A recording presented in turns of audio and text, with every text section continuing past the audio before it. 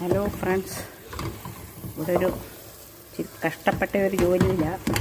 ഇതിപ്പോൾ ഞാൻ ഉച്ചയായപ്പം വെച്ചതാണ്. ഇതെന്നാന്ന് ചോദിച്ചാൽ മത്തങ്ങ ഹൽവ ഉണ്ടാക്കുക.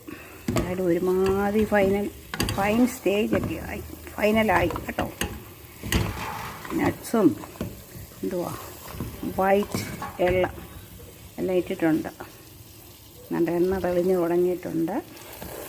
അപ്പം അതിനെ ഹലുവ പരുവമാക്കി എടുത്തു.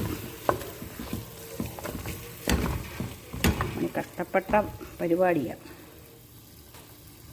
ഇനി എന്നാ ചെയ്യണമെന്ന് ചോദിച്ചാൽ,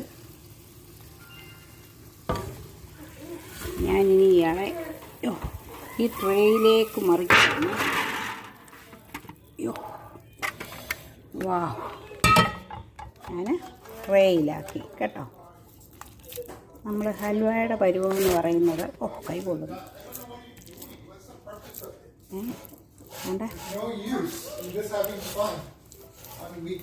നമ്മൾ സ്പൂണ് കൊണ്ട് ഇങ്ങനെ സെറ്റാക്കും ഹൽവയുടെ. അതെ, ഈ മത്തങ്ങ ഹൽവ ഉണ്ടാക്കിയത് എങ്ങനെയാണെന്നൂടെ നിങ്ങളോട് പറയണമല്ലോ. പറയാം. ഇതിനെ ഒന്ന് സെറ്റാക്കി എടുത്തോട്ടെ. ഓക്കെ,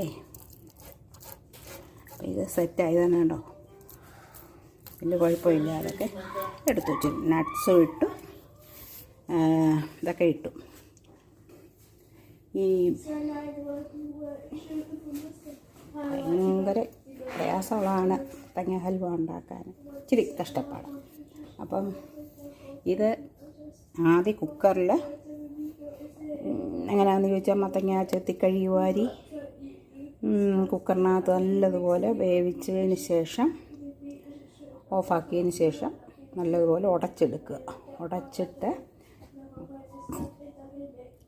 പിന്നെ നെയ്യ് ഉരുകിയതിനകത്തോട്ട് കുറച്ച് ഉരുക്ക നെയ്യ് ഉണ്ടായിരുന്നു, കുറച്ച് അതിനകത്തോട്ട് ഈ മത്തങ്ങ കുടഞ്ഞിട്ടു. അതിന് ശേഷം ഇച്ചിരി കോൺഫ്ലവറൂടെ കലക്കി ചേർത്ത് കട്ടരുത്. പിന്നെ